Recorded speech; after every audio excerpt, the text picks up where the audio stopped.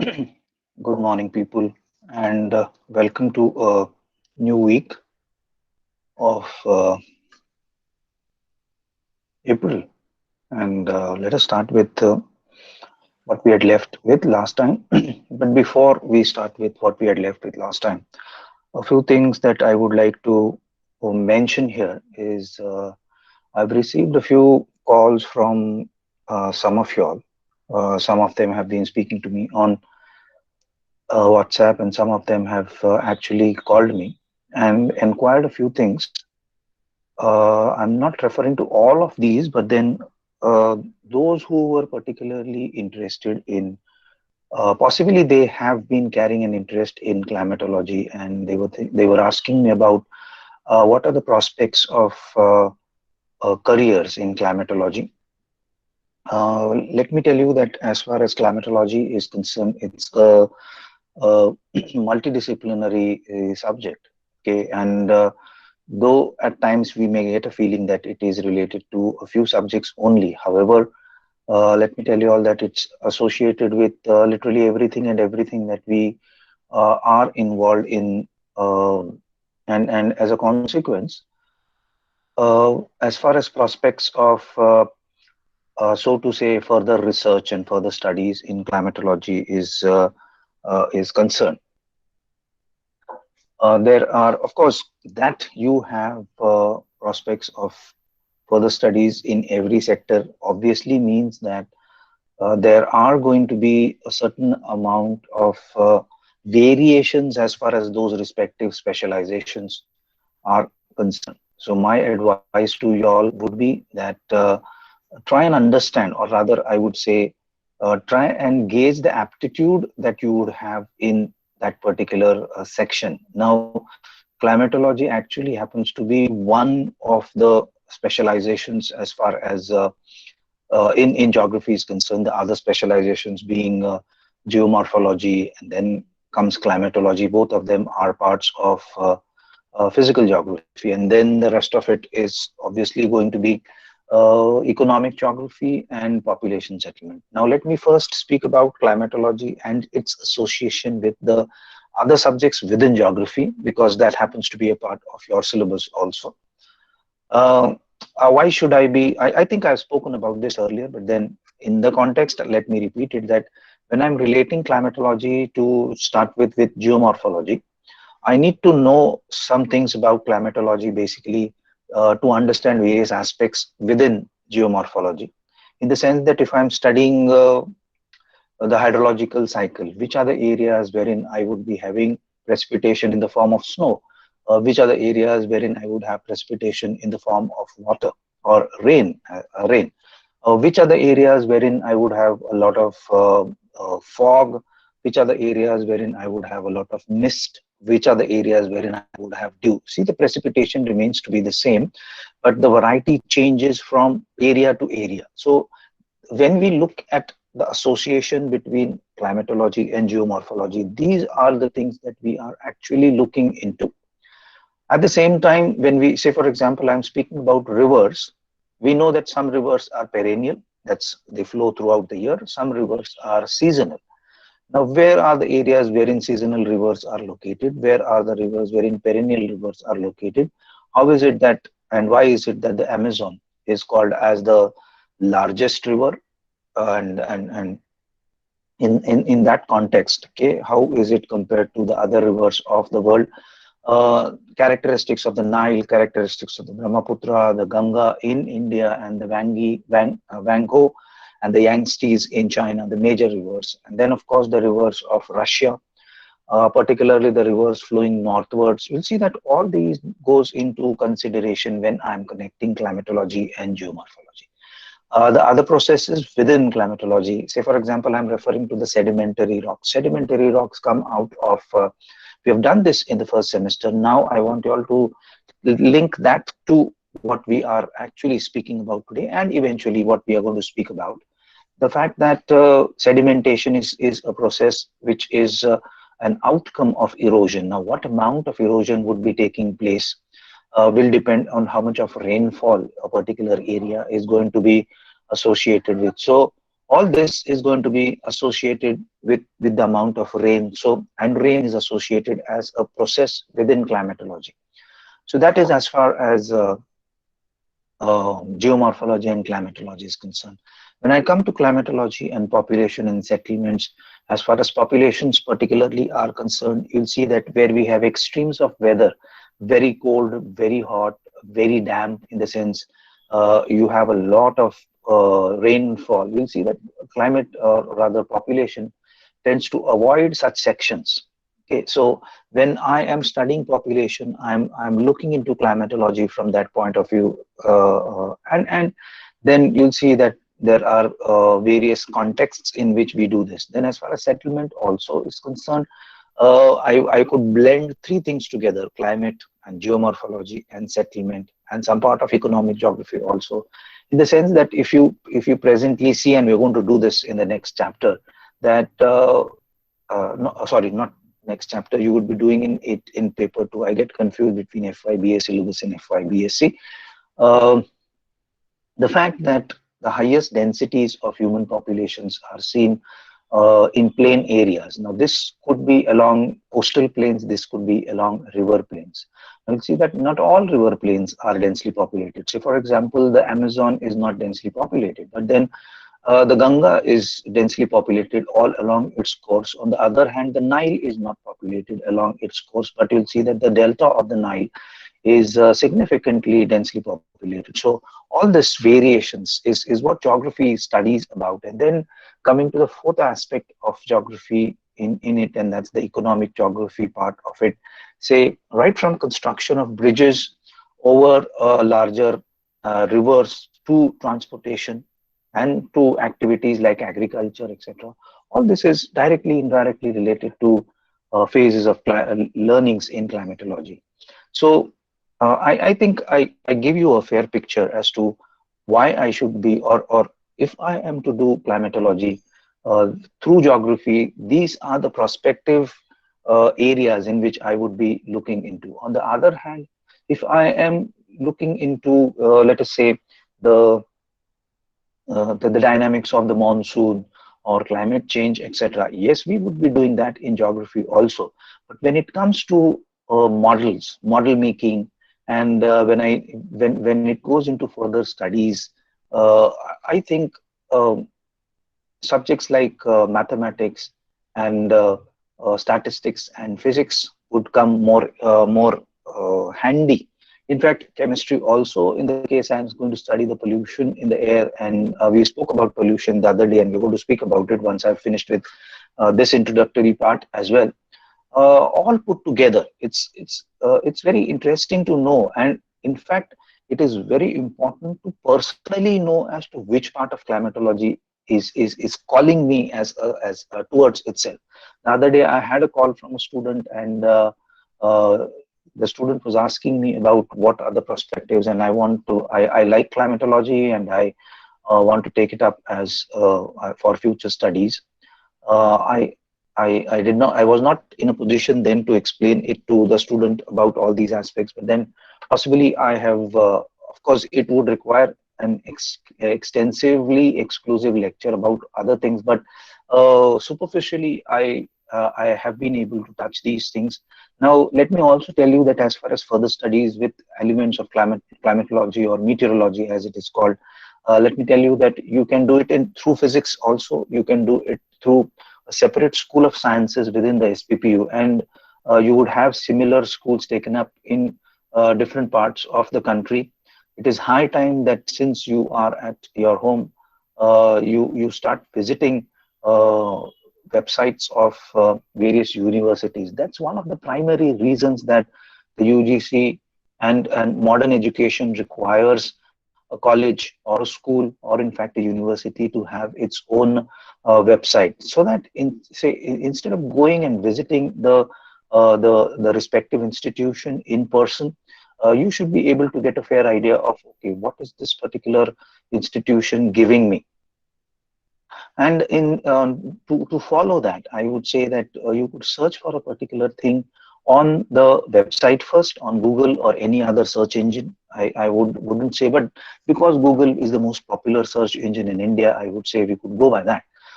There is a caution here that when you search for a particular thing on Google, there are many other, I would say, commercial institutions which would try to involve you into their system to for further searches. So here I have a word of caution for you all, that while you are looking for, say for example, you type SPPU, the Savitribai Phule Pune University.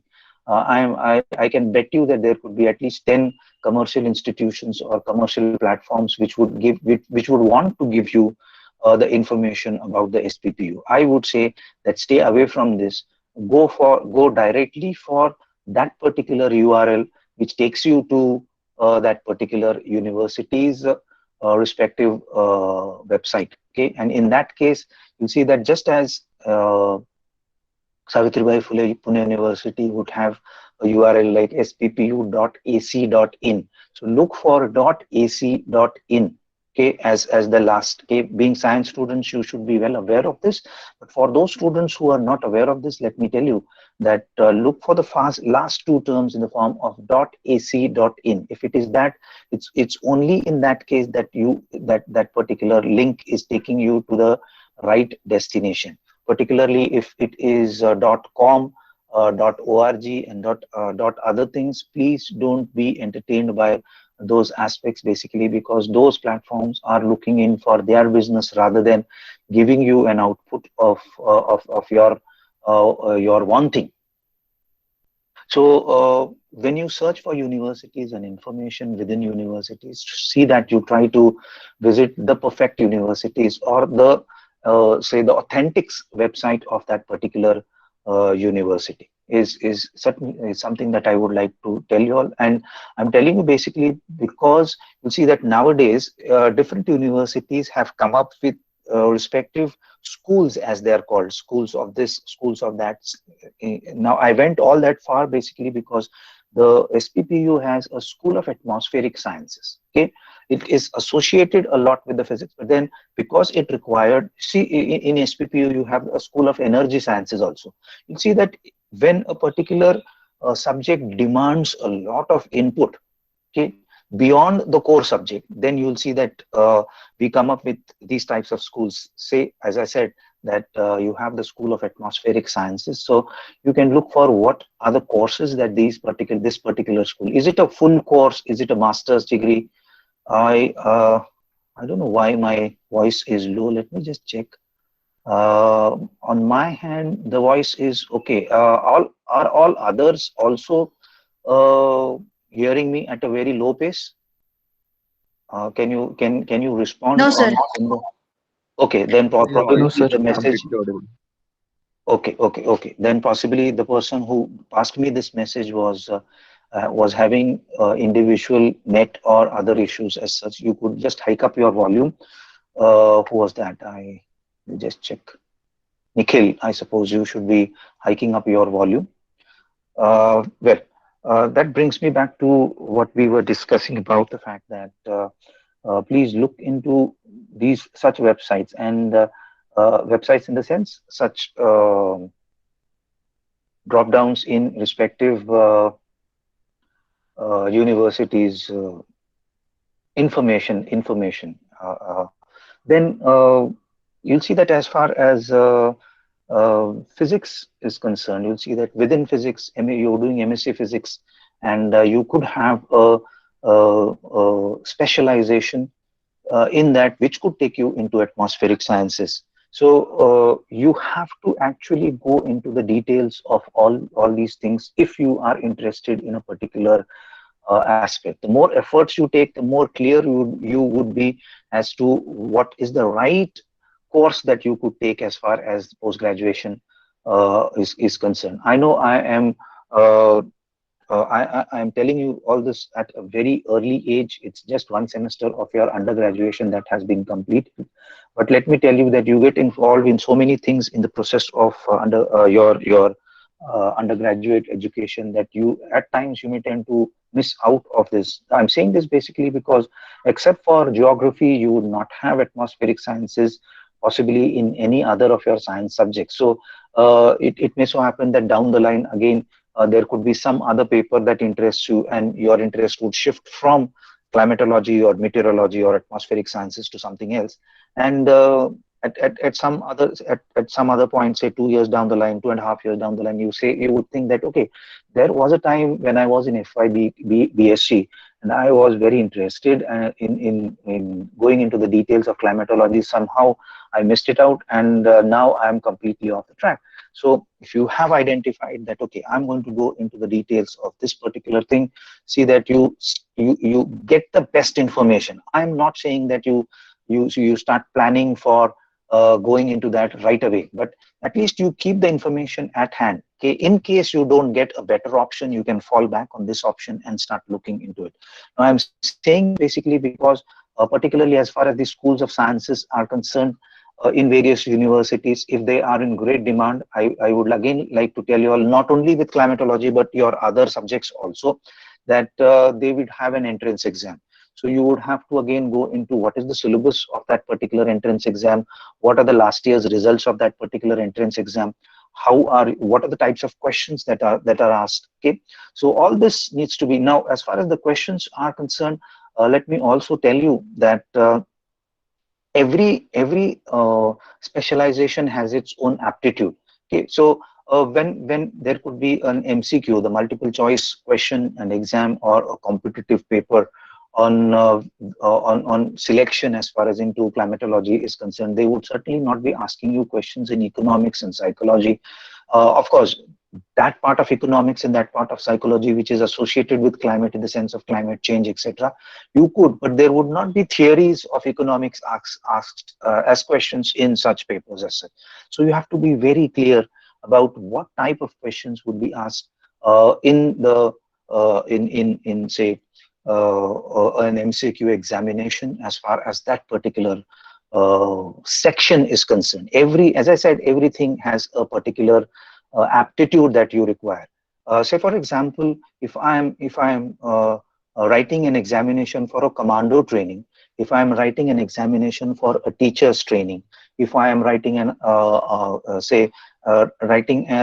examination for a scientist training, okay, you'll see that and they are asking me 50 questions. Let me tell you that 48 out of these questions would be different from each other. The 49th question could be, what is the capital of India, which is actually a material for every exam.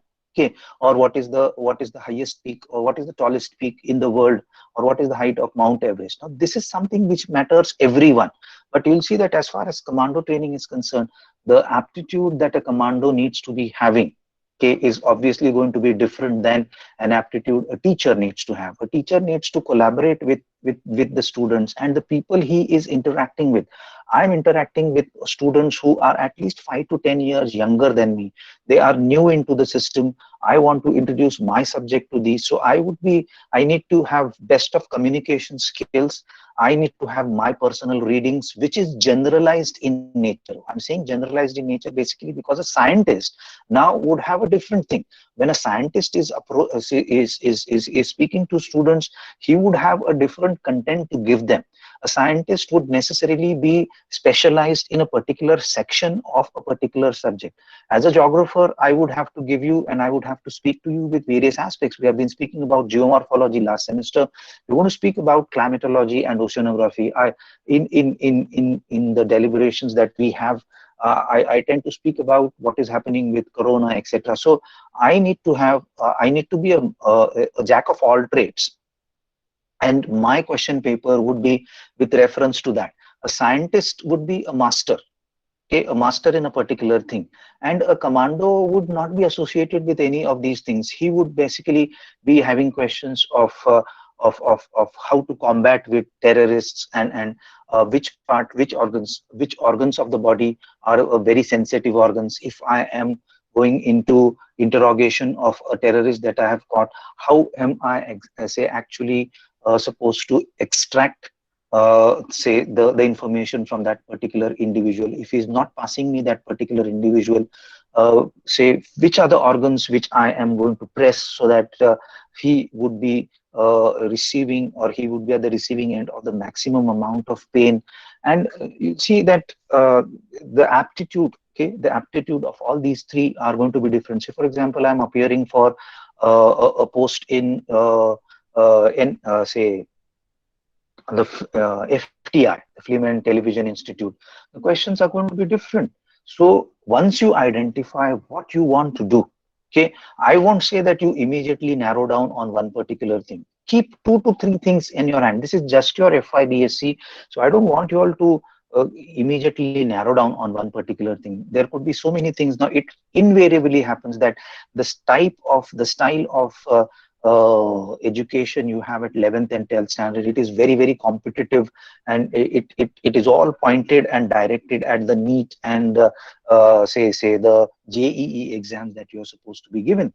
But once you come down to undergraduate levels, you'll see that you start finding the beauty of different subjects. Okay, the theory, the philosophy of different subjects. It could be physics, it could be chemistry, it could be biology, it could be mathematics, it could be statistics, it could be geography as well. Okay, once you start finding the beauty of the philosophy of that particular subject, you start falling in love with that particular subject, and you want to know more about this. Okay, I would say you pick out a few of the specialities. Now it could be physics, and it is within physics that you want to go into further details. It could be geography, but initially I would say that you narrow down on one basic subject. Okay, or you could, I would say, a couple of subjects. It could be geography and physics, it could be geography and biology initially. And that's why you'll see that when you come to SY, the subjects that you want to have is going to be different. And that's why when you come to your third year, it's all but one subject.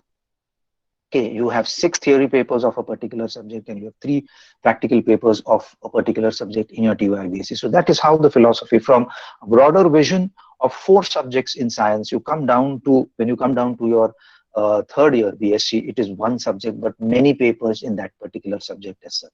I would suggest that you start identifying which is the subject that you like the best of these, and start getting information. Let me tell you very frankly, though this meeting is being recorded, that no subject is good or bad.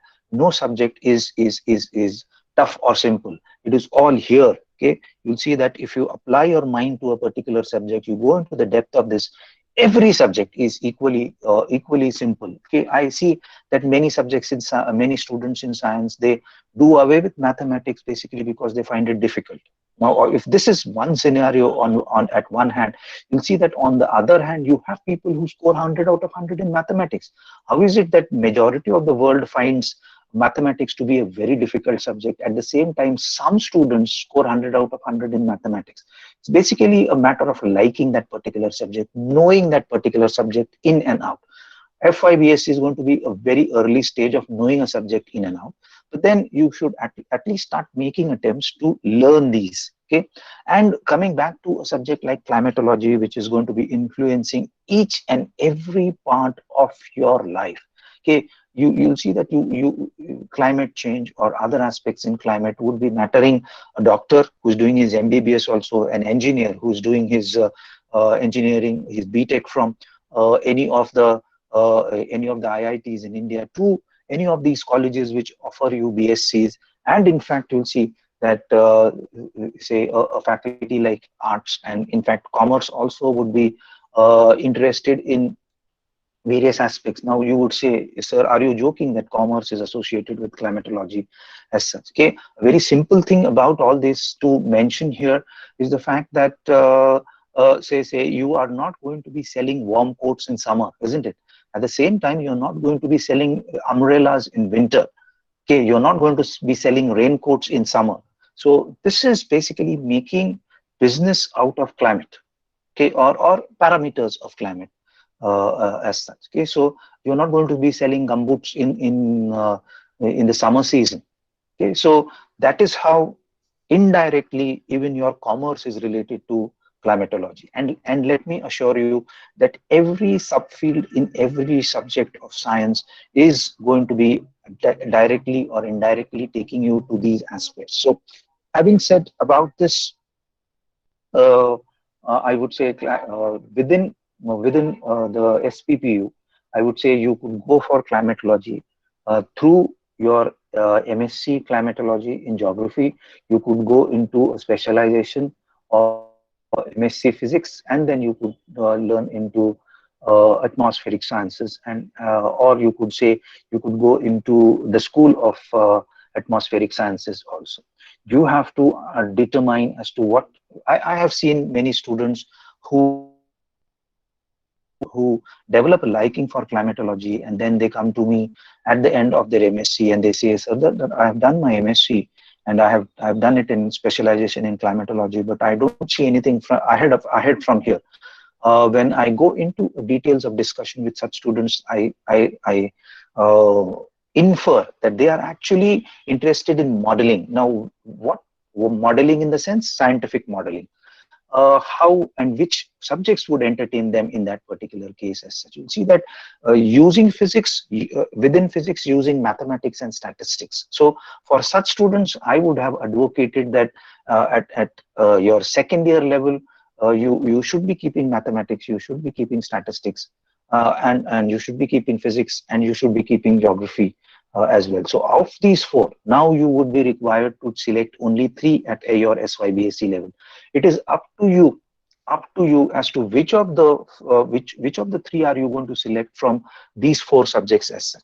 If you are interested in climatology on a general scale, that you are studying everything in climatology, I would say geography would be a better choice. But then if you are interested in the processes in the sense the energy dynamics of a particular cyclone, the energy dynamics of monsoon rains, the variability in monsoon rains, and so on and so forth, then I would say that physics in association with geography would be an interesting thing to go ahead with.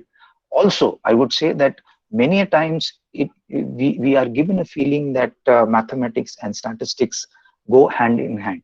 Yes, I would say that this feeling is obviously going to be very fair, because in your school days you'll see that within a textbook of mathematics you have a section of statistics also.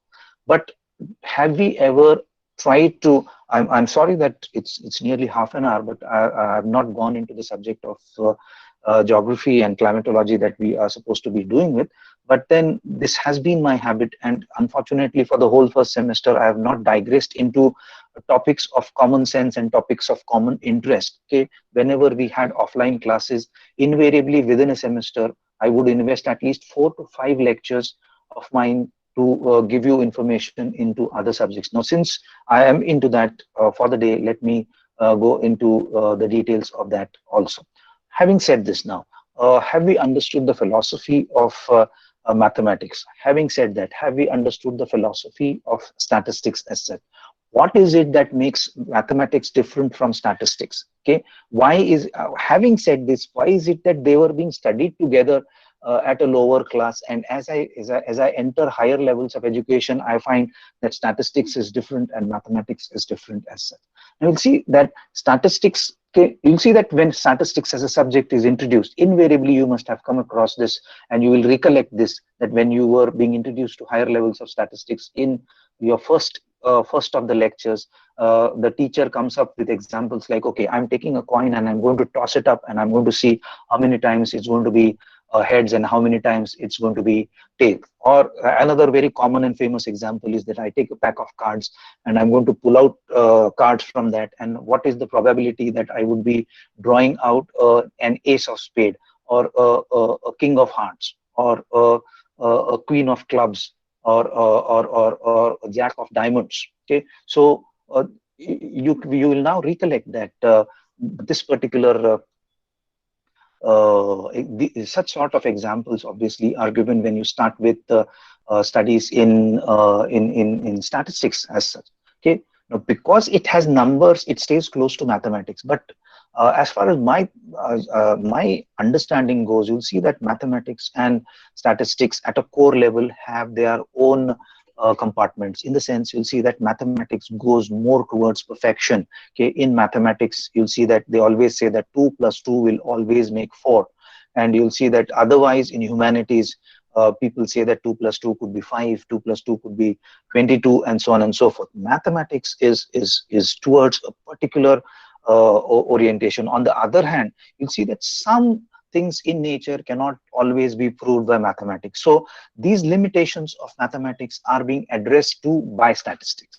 Okay, so modeling of statistics is going to be different. Modeling of mathematics is going to be different. So you have to decide what is your aptitude.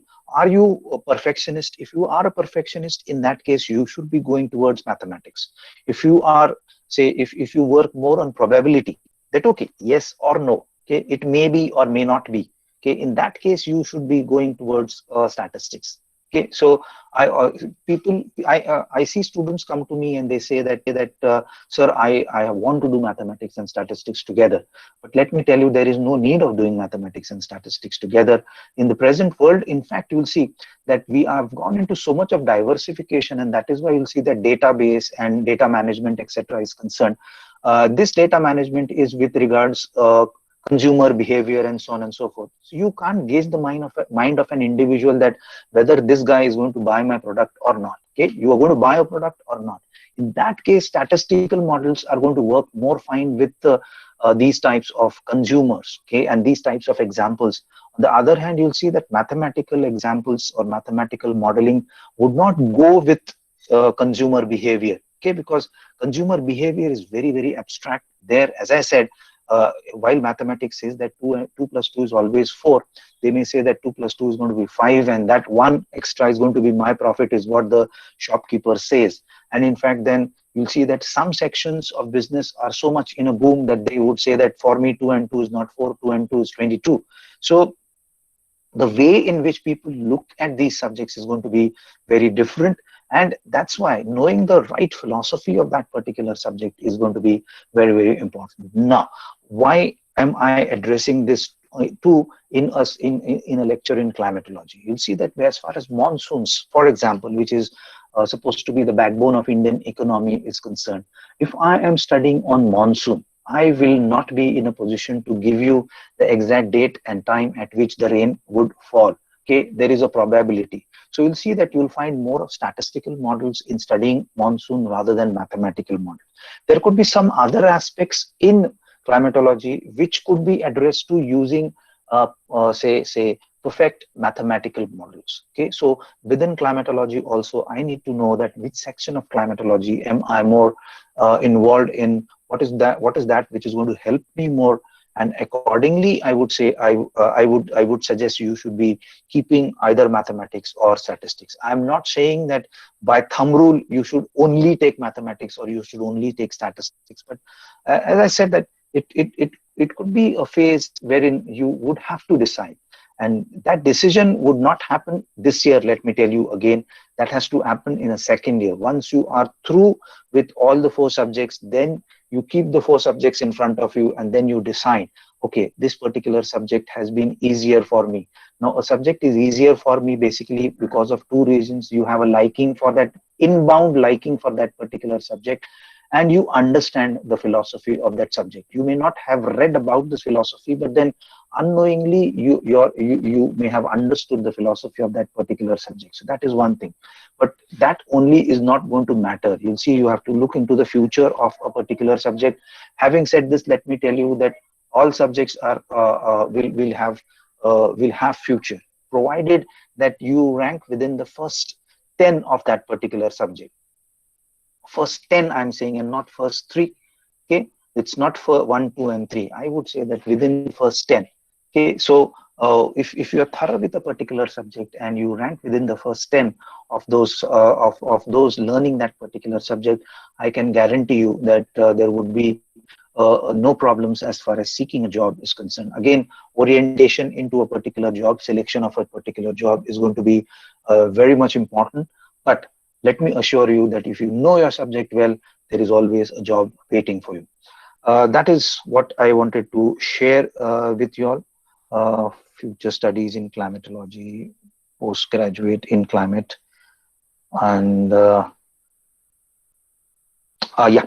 So coming back to the things that we were discussing the other day, we spoke about the fact as to how carbon dioxide is an important gas, and while you'll see that we keep reading about it in books that carbon dioxide is the reason for which we are experiencing global climate change and effective global warming, etc.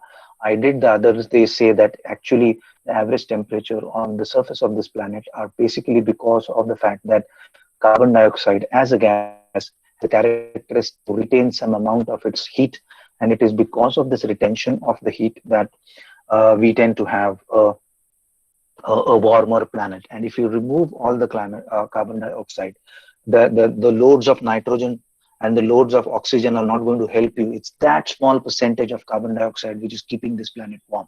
At the same time, when life at a higher level started on this planet, say around 600 million years ago, the fact that photosynthesis requires, the other day somebody did mention about this also, the fact that photosynthesis as a process requires carbon dioxide, and at the other end of the carbon dioxide lies say the giving out of oxygen, which again is an equally important part of understanding the importance of carbon dioxide as such. So it is the extraction of carbon dioxide, it is the say the passing out of carbon dioxide, it is the exhaust of carbon dioxide due to anthropogenic activities, which has increased in the last 200, 300 years at a quantum level, I would say, which is harmful and not the carbon dioxide gas, I would say. Okay, the rest of the things already have been spoken about carbon dioxide in my last lecture. In connection to that, let me tell you that there is one more example that I could state here, which could confirm our point further. Say, for example, a gas like ozone. And the moment I say ozone, you'll see that there are things that we have been learning and reading about the ozone from our school days. We study about the ozone layer, which is a different molecular form of oxygen instead of where in oxygen you have two atoms of oxygen. In ozone you have three atoms of oxygen mixed together. And what is the function of this ozone? You'll see that it is believed that life on land on this particular planet is more because of the ozone layer that we have around 25 kilometers from the surface, and the thickness of this particular layer is around 25 kilometers, and it is because of this particular layer that the ultraviolet rays are unable to reach the surface. Not that it restricts it 100%, but more than 90% of it is restricted, and because of that the life on the land surface of this planet has been saved. Now this paints a very glory and a very cozy picture for a gas like ozone. But if you go into the chemical characteristics of this, and students who are doing their chemistry well will know that actually O3 is harmful. O3 is harmful. Just imagine, okay, that O2 is life saving and O3 is harmful. Okay, within a matter of one atom, a gas goes from being a life-saving gas to an harmful gas. It is not a deadly gas as such, but no, I'm not, Ashutosh, I'm not sharing the screen. I'm just discussing common points of common interest here. Having said this, as far as ozone is concerned, and you'll see that many times at school days, in a junior college level, and of course at undergraduate levels as such, the picture of ozone being a lifesaver is painted in front of us. But let me tell you, yes, of course, ozone is a life-saving gas, but then you can't, because it's a life-saving gas, you can't pull it next to you and say that, okay, you are a life-saving gas and you're going to sit next to me. You will not do this basically because it's going to be harmful as far as your respiratory systems are concerned as such. So the point that I was making is that every gas is going to have its positives and negatives. And having said this, we have to have a very clear picture.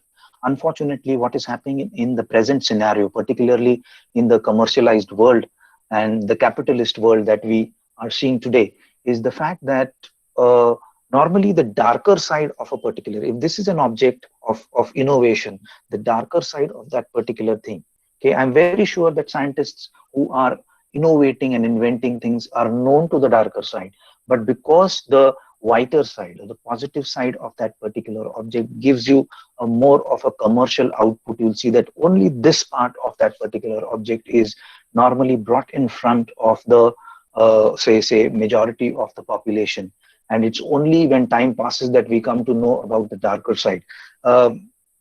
Say for example, when we started speaking about when man started producing electricity and the various sources of producing electricity, it was said that hydroelectric power is going to be an environment friendly source of energy generation.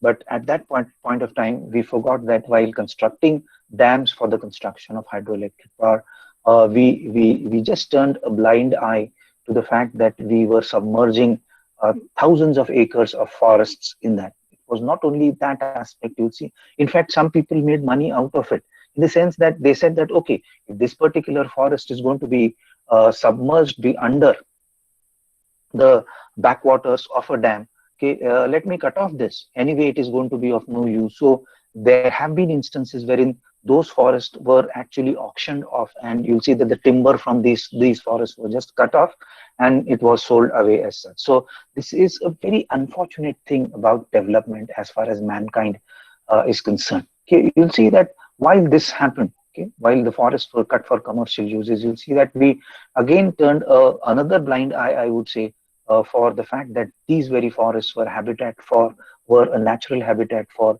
a huge amount of natural wildlife, which was concerned in that context as such. So unfortunate but true. You'll see that when and a science student, I always say, has to be on a lookout for these aspects as such, that whenever something comes to you, and particularly in the advertisements that we now see on social media. In fact, you'll see that advertisements have been so very integral and important part of marketing something, is the fact that nowadays you'll see that they ask you for permission, okay, for every aspect, in the sense you're playing these short games that you have on your mobile phones, or even Google nowadays, or say any other aspects also. They always have these advertisements on your OTTs, and of course your televisions also. But nowadays you'll see that if even if you're playing those games, and you have not taken the premium version of that, you'll see that after 1-2 rounds of that particular game, suddenly you have this ad coming into you, and it tries to imbibe, it tries to take away your focus in onto that their particular product. And you'll see that what actually happens in an ad. Okay, again, I was scheduled to come into climatology, but then this again is taking me away from that. But let me just hint at it. This here, you'll see that what actually happens in an advertisement. You'll see that you have a product. Now, if your product is that worthwhile, you could just hold that product in front of an individual. You write the positives of it, you write the negatives of it, just like a PPT. Okay, and the consumer may think about the fact that, okay, if this is beneficial for me, let me buy this. If it is not of any use to me, let me not buy it as such. But you'll see what they do. Okay, right from the fact that they're going to choose a particular slot of time to relay that particular ad. If we are speaking in terms of any uh, television, television media or television channel as such. Okay, you'll see that they'll select a particular thing. Then you'll see that that product is glorified to quite an extent. Then not only is the product glorified, you'll see that you have some glorified personality who's going to endorse that particular product from you. You'll have Hrithik Roshan saying that, okay, I use this. You'll have Katrina Kaif saying that I drink this. You'll have Shah Rukh Khan saying that I wear this and whatnot. Okay, it works on your mind, and they want you to feel that I need this product. Okay, it's no use living if I'm not going to use this product as such. But as I said, that if the product was that very important, okay, why is it that medicines are not required to be advertised? Yes, there are some medicines which are required to be advertised and are being advertised. Okay, but you'll see that an injection like what is that? I forget. I'm not able to pronounce it. Remdesivir, okay, which is that injection, which is in fact nowadays in a lot of demand because of its effect. It's not a solution, let me tell you, but it has some effect in curing the problems that we have in COVID as such. Why is it that that company is not advertising it on television, though it is a life-saving drug? Okay, is it that some tag heuer watch that Shah Rukh Khan is wearing is a life-saving thing that you should be wearing it, and if you are wearing it, you could not only save your life, but you could save lives of tens of thousands of other people as such. Why is it that doctors are not advertising themselves on various platforms, but why is it that hospitals are advertising them on it? So these are things that we should be thinking about. Okay, we should be seriously giving a thought to all these things around us. Okay, every commodity that you come across has its positives and has its negatives. There cannot be a commodity without its negative as such. Okay, so that is what, of course, there could be a lot of things, and I could go on speaking on these as such. But let me come back to what we were doing uh, last week, and let me share this with you. And having shared that, let me pin it for you all so that you should be having a proper view of that. Yes, now I am sharing my screen, and you should be able to. Okay, yeah. So this is something that is going to follow, but yeah. But before that, okay, we stopped at this, the story of atmosphere, that presently the stable mixture of atmosphere has around 78% of, um just a moment.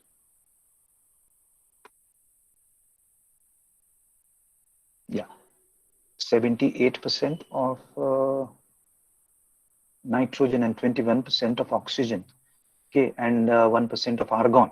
Okay, you'll see that argon is one of the least spoken gases, but again, it has its importance. Now, any student who is doing his physics should be able to give me a reason as to why is argon important. You can paste your comment in our WhatsApp group. Okay, just go into the details, and not in the, say, absolute sense, but if you get to get the feel of the importance of argon, you could just paste it in our WhatsApp group as well. Having said that, uh, this is the present concentration of the atmosphere, but at the time of the evolution of this particular planet, it was not so. It was more made up of helium and hydrogen, which is more common, a composition that you find with majority of the stars. Okay, but we are a planet, and eventually, when the Earth went into solidification, it kept on continuously giving out various gases, which were called as, the process was called as outgassing, and then you'll see that. The primitive atmosphere consisted a lot of water vapor, carbon dioxide, and sulfur dioxide, minor amounts of nitrogen. But what is very important is one gas that we claim today to be the most important gas, the life-giving gas on this planet. Oxygen was still not there. Okay, so the advent of oxygen on this planet has been quite recent, particularly when you compare it with those gases which once upon a time were in a very high proportion and today are at a very low proportion. And I'm here speaking about hydrogen, helium, methane to quite some extent, water vapor to quite some extent. Water vapor is in fact now a variable component. Now, what exactly do we mean by a variable component? We'll come to that in some moments of time. Okay. Now, coming to the fact that we need to look at the composition of the atmosphere. As far as the composition of the atmosphere is concerned, you'll see that before I start speaking on the composition of the atmosphere, let me tell you that invariably you'll see that there is a question which asks us about, discuss about the structure and composition of the atmosphere.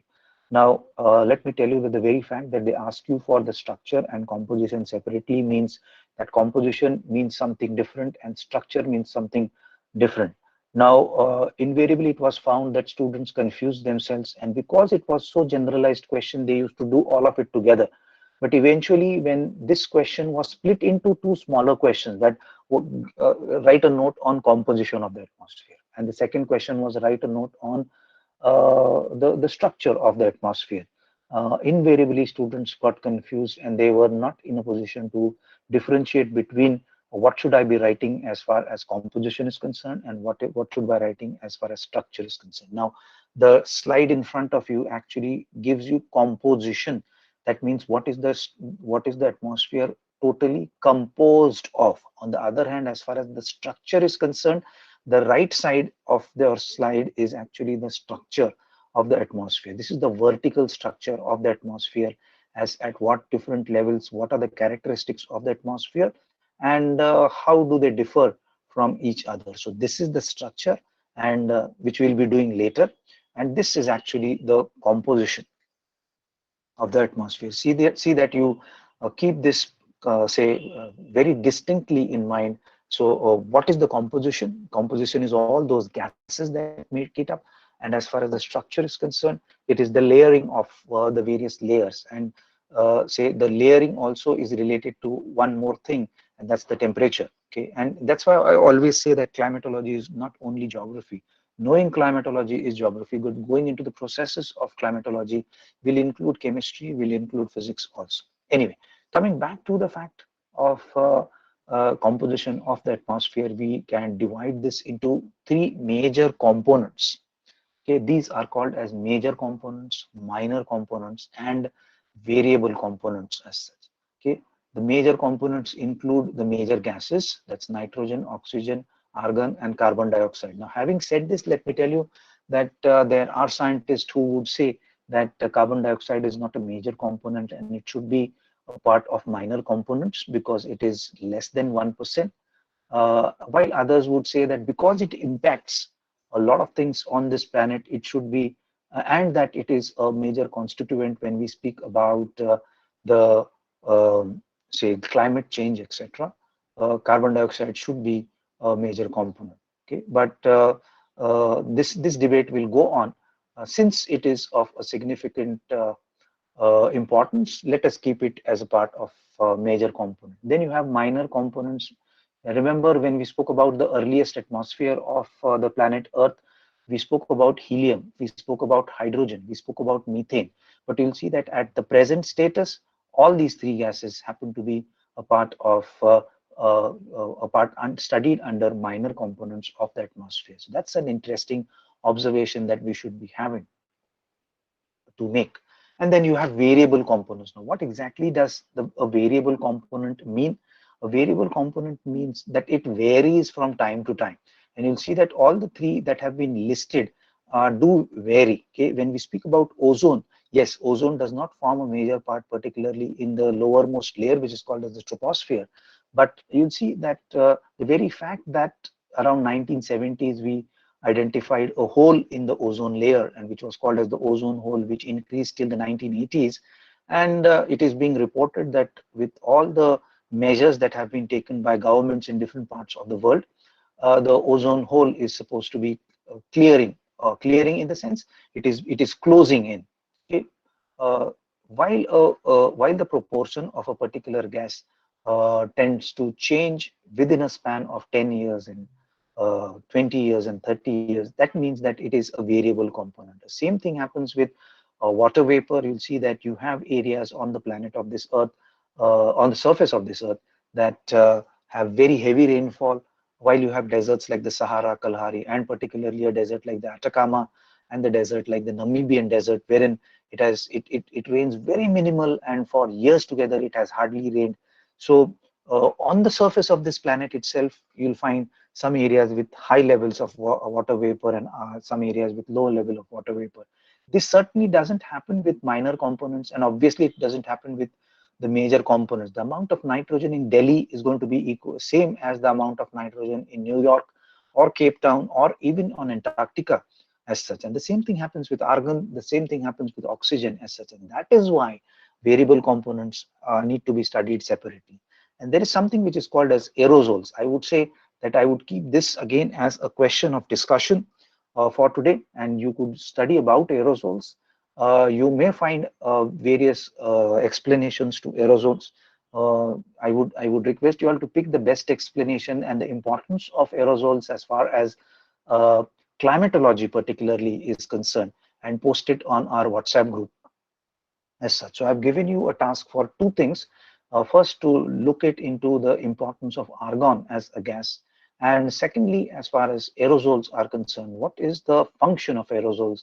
As far as what are aerosols and what is the function of aerosols is something that you could post in our group as such. Okay, the right side of the slide includes the various percentages of the various gases as such. You'll see that you have them in different percent. Percent is the parts per 100.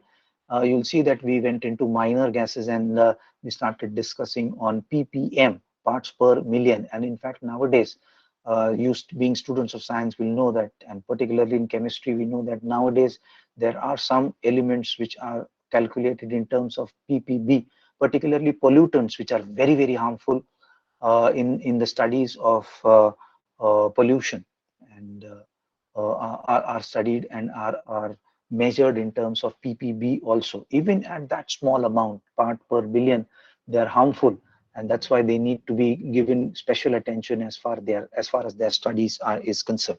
So that's all for the day today, and let me stop this and I'll come back. And yes, we have spoken a lot of other things in climatology. I would include that as the scope of climatology. We are supposed to be understanding the nature and scope of climatology. I've discussed one scope of climatology, that if you are to study climatology, what are the various things that you need to be sure about when we are going into the details of learning climatology. As such, along with that, we have just introduced ourselves to the composition of the atmosphere, the various percentages that you have these various gases around us. And having said that, we are also taken up a few uh, exercises that we would be looking into, searching for, researching for, and trying to paste the information or post the information in our WhatsApp group. As such, if you have any questions for me, you can just ask me those questions right away. Other questions always can be posted on our WhatsApp group also. But right away, if you have any questions or observations of what we have been doing throughout the last hour, you can unmute yourself, and you can ask me the respective questions as such. I'm waiting for your questions. And just in case we don't